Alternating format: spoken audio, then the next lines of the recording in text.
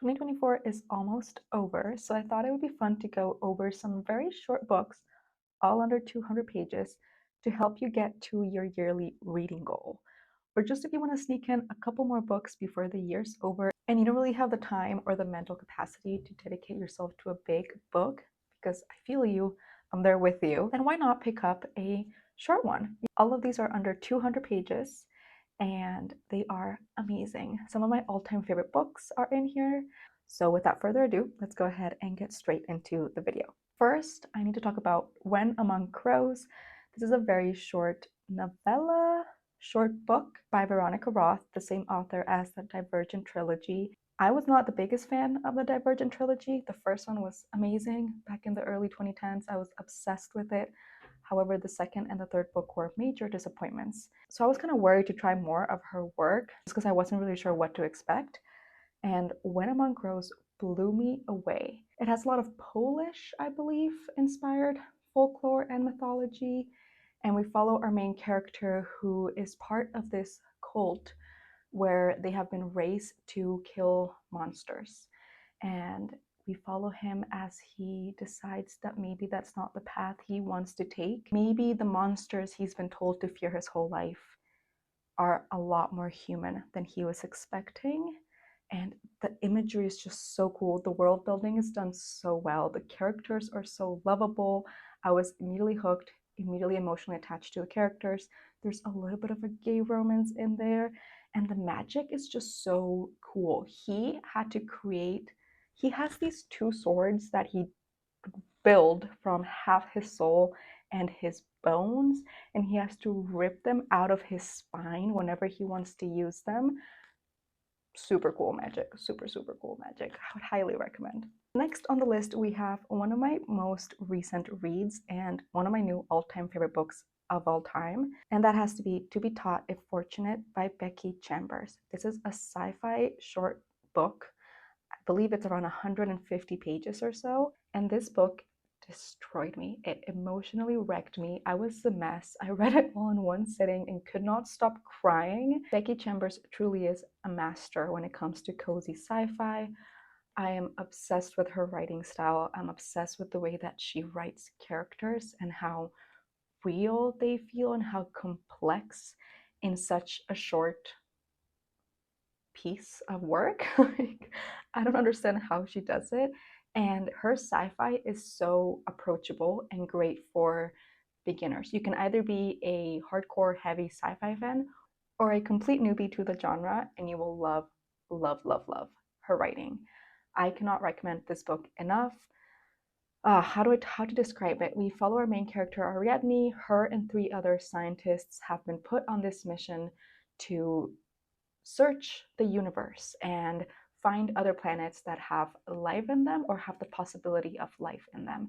And their only task is to go to these planets and be as environmentally and sustainably conscious about exploring them. So they're there simply to do research, but they're in no way meant to harm the life there, to change the life there, to do anything that could impact negatively or positively at all the environment that they're exploring. They're just there as explorers and as researchers.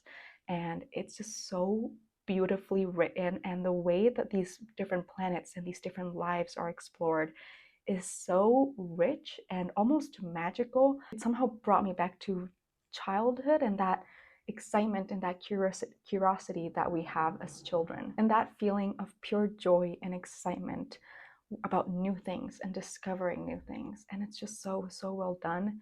And the fact that these 4 characters are stuck with each other for many years, and so the way that their relationships evolve throughout time, and it's just I don't want to say anything else. Just please go ahead and read To Be Taught If Fortunate. It was amazing. I will be rereading this book so many times.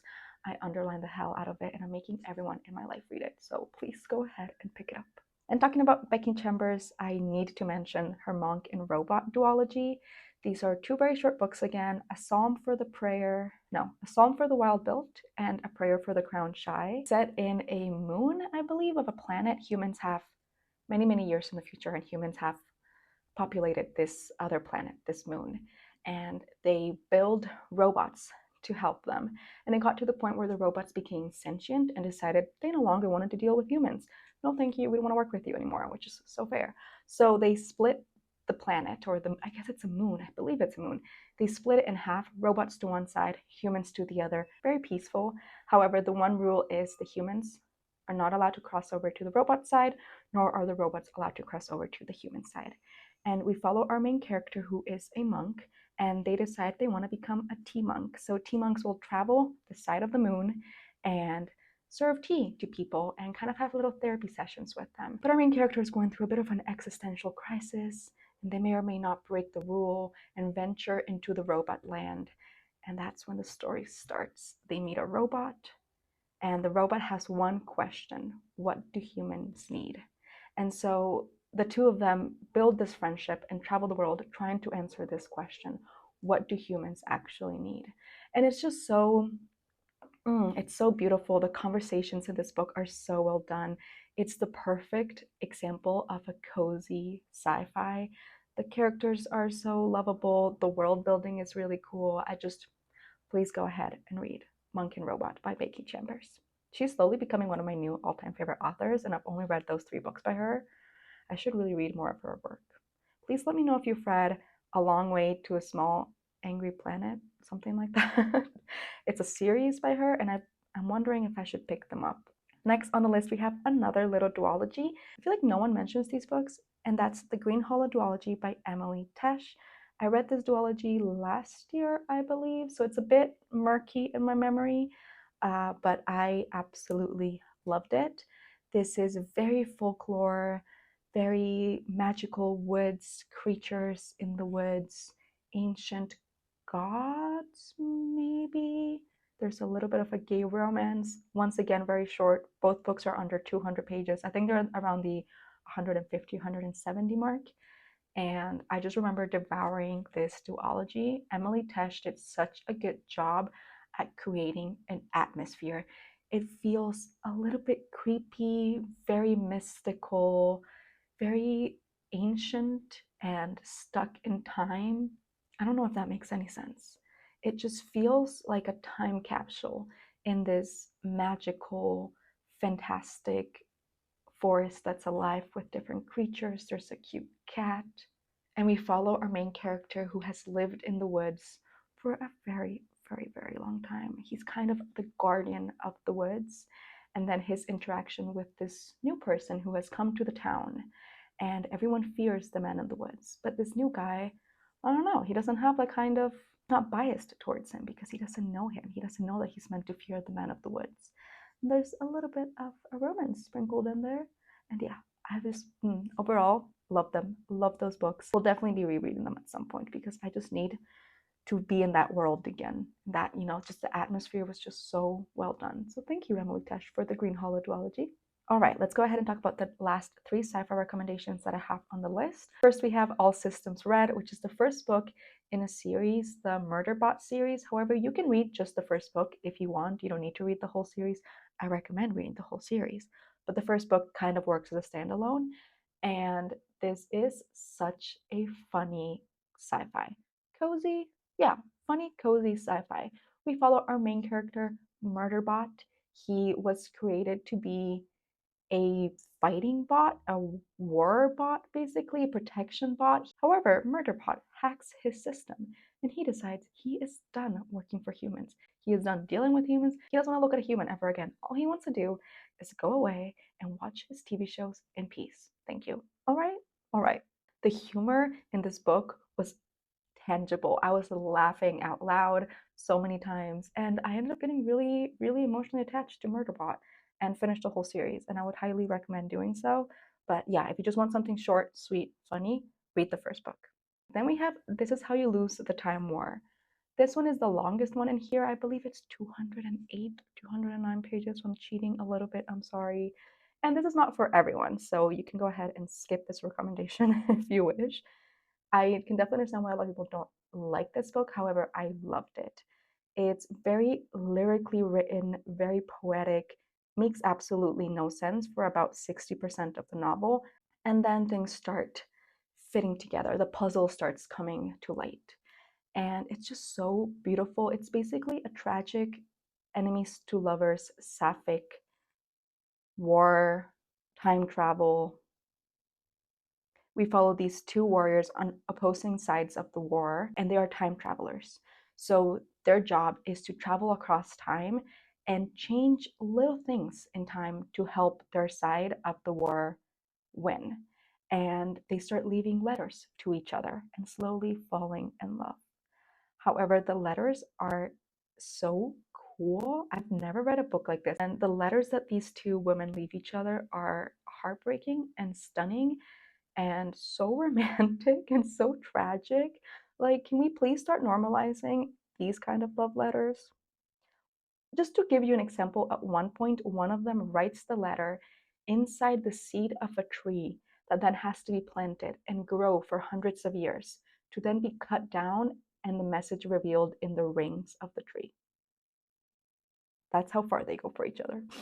But I understand if it's not for everyone simply because of the way that it's written. It's not very approachable. It's definitely not beginner book friendly, and it's not an easy read. Expect confusion and tears.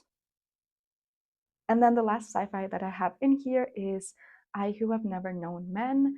This was very interesting. A great book for a book club. Go into it knowing that you will come out with a million questions and absolutely no answers. It's incredibly frustrating, but just so well written. And the conversations that this book poses are so good. It's a sci fi dystopian. It's set, we don't even know where it's set. We follow a group of 40 women. The story is told from the youngest one of them. I believe she's around 13 years old when the novel starts. And all we know is that these 40 women have been kept in this bunker and they're not allowed to touch each other. They're not allowed to speak to the three guards that are always watching them. They don't know what time it is. They don't know what year it is. They don't even know how long they've been in there. And out of nowhere, one day, the door to the bunker is opened, and then that's where the story starts. I feel like I can't say anything else. If you want a book that's going to pick at your brain, just kind of drive you crazy with how many questions are left unanswered, translated from French.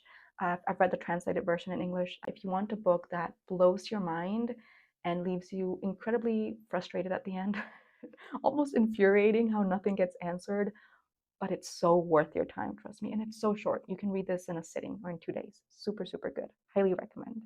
Speaking of translated literature, I have to mention Boulder by Eva Baltasar. This was originally written in Catalan, however, I read it in Spanish. A translation from Catalan to Spanish is not nearly as drastic as a translation from Spanish to English, and I have not read the English version yet. However, that's going on my TBR for next year for sure, because I want to compare how well it translates, because it's just so beautifully and poetically written. And Spanish is my first language. I don't read a lot of Spanish, but I've been meaning to read more, and I will definitely be picking up more books by this author because I was blown away at what you can do with the Spanish language. I could have never fathomed putting together in that order those words and then it creating such a beautiful piece of art. This book felt like art. Like it felt like going to a museum and looking at this beautiful piece of art and you're just in awe at how someone could have created that. This was Boulder by Alba Baltasar. It was just stunning and exquisite. I kind of wish I could read it in Catalan, but I don't speak Catalan. However, Catalan and Spanish are very similar, so I'm guessing it's not like a lot was missed from Catalan to Spanish. And I was just blown away. I will be picking up so many more books by this author as soon as I can. And just, I want to read more Spanish literature as well. But yeah, I have heard the English translation is very good, so I would definitely still recommend it. And in this book, we follow our main character, Boulder. It's a nickname given by her girlfriend. And I found it very interesting that throughout the whole book, we never actually find out what her real name is. And it kind of says a lot about the character and the plot itself. And we just follow her as she falls in love with this woman and chases her across the world and ends up changing her whole life for her. And it's just this really interesting conversation about love and relationships and sacrifice, and how sometimes we really normalize sacrificing things for our partner, but how far can you really take that? And how much are you able to sacrifice and still be you, if that makes sense? And it's just so beautiful. And it has a very complex conversations also around parenthood, and one person wanting to have children and the other person not wanting to have children, and then how that can affect a relationship, and what it does to someone to choose to do something because you love someone so much, actively knowing that it goes against everything you want and everything you are. And yeah, if you want a very depressing but beautifully written book, then pick up Boulder by Eva Baltasar. Following that similar line of just tragically beautiful novels, Open Water by Caleb Asuma Nelson. This is his debut novel. How? How does someone have so much raw talent for this to be their first book? I have yet to pick up his other work, and I am dying to. I need to. But I'm kind of putting it off because he hasn't written that many. I think he only has one more book.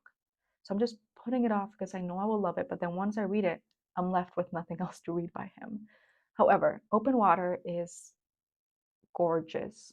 We follow our main character, who's a young Black man in London, and it's really just about his story, his life, experiencing the world as a Black man and what that means, and falling in love, and relationships and friendships, and how tragic it can be when the timing is just not quite right with someone. And it's just the conversations in this book, stunning. And what really stood out for me is the way that it's written, the format of the book. It's written in second person, and I had never read a book like this before, so it took me a little bit to get into. However, because it's so short and just so breathtaking, I devoured it, I think, in 2 days or a day maybe, and I was once again left an emotional wreck and crying in my bed. So if you want a tragically beautiful story, please go ahead and pick up Open Water by Caleb Asuma Nelson. It will blow your mind. It will take your breath away. That's another book that I would say feels like art. It's just stunning. Next, we have our only nonfiction. I believe this is either an autobiography or a memoir, and that is 84 Charing Cross Road. I also went into this book not knowing anything about it. I didn't even know it was a nonfiction until the very end, where you're told and you see pictures of, the actual author and what happens in the book. And that hit me so hard and made me cry so much at the end when I realized that it was a true story. And we follow our main character. She lives in the States, and she is ordering books from the UK. And so she writes letters to this tiny little bookstore in Charing Cross Road in the UK, and they write letters back. And it's just her buying books from them and slowly getting to know the workers in this tiny little bookstore. And they start building this friendship as she asks for new book recommendations, and they send her books back, and she gets to know a bit about their life, and they send pictures back and forth. And I don't know, it was very slice of life and just very wholesome and heartwarming and heartbreaking. So if you want a very short book written in letters back and forth between just very normal people, it just feels as if you're just getting the chance to look into someone's life from 60 years ago or so. And it was really, really well written. And I don't know why, it just touched me. I think the way that the letters were written, the way that they were sharing little snippets with each other, it felt very personal and very close to home for some reason. So if you want something more real and personal and very much not fantasy or sci-fi, then I would recommend 84 Charing Cross Road. Okay, we're almost done, I swear. We have Foster by Claire Keegan. This was so much more than I was expecting. I believe this is only around 60 pages, maybe 70, definitely under 100 pages. And Claire Keegan is a new author for me, and I am obsessed. She's an Irish author, and her writing is marvelous. To be able to write like that, and once again, less than 100 pages, how? In this one, I believe, because I've read two books by her, Foster and Small Things Like These, I would definitely recommend both. However, Foster stuck with me more. I'm hoping I'm remembering the right one, where we follow a very young girl, I believe she's about 8 or 9, in Ireland, and her family is just maybe a bit too big. Her mom is pregnant with another kid once again, and it's getting kind of hectic in the house. There's too many mouths to feed, there's too many kids. The parents are just kind of up to the brim. This is all they can handle.